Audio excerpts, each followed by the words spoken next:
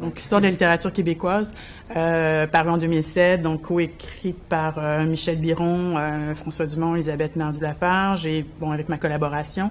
C'est un projet qui avait été lancé au départ par François Ricard, qui constatait l'absence, au fond, d'un vrai travail d'histoire littéraire, surtout sur le corpus là, d'après les années 60, parce qu'il y a eu le grand projet de Grand Pré, mais qui datait déjà pas mal, hein, parce qu'il est paru... Bon, c'est ça, fin des années 60, là, à partir de 67. Si on veut, c'est un projet d'éditeur à la base et qui était voué aussi à... En fait, on voulait pas refaire le genre, on voulait pas réinventer la roue. Là. L'idée, c'était vraiment d'écrire une histoire et de pallier un manque, de combler une lacune.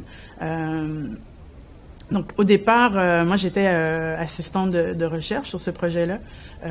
J'étais au doctorat à l'époque. Et c'est assez fascinant parce que pour moi, ça a été une sorte d'école dans l'école. C'est-à-dire que c'est avec ces gens-là que j'ai le plus appris. Je suis désolée pour mes autres professeurs, là, mais c'est-à-dire que j'ai beaucoup appris parce que c'est un travail... on était dans l'atelier, c'est-à-dire qu'il fallait relire les textes, il fallait aussi se poser des questions sur les catégorisations dont on avait hérité, sur les différentes mouvances critiques qui avaient été construites par le passé, la constitution des plans des différents chapitres nous prenait un temps fou, là. C'était un travail quasi d'orfèvre, là. Et on revenait sur les plans, on interrogeait les plans. La question aussi des auteurs qui seront privilégiés était centrale, parce qu'on ne voulait pas nécessairement reconduire le canon, pas nécessairement le détruire non plus.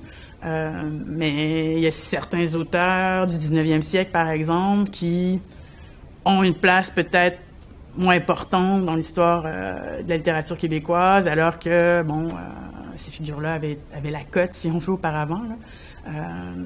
Donc, vraiment une sorte de travail...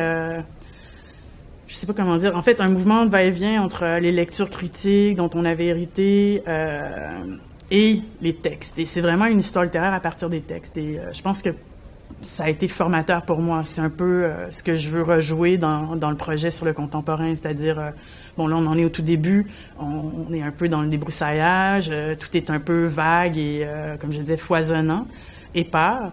Mais à partir du moment où on va commencer à entrer dans les textes, j'ai l'impression qu'on va mieux voir s'animer cette synthèse-là.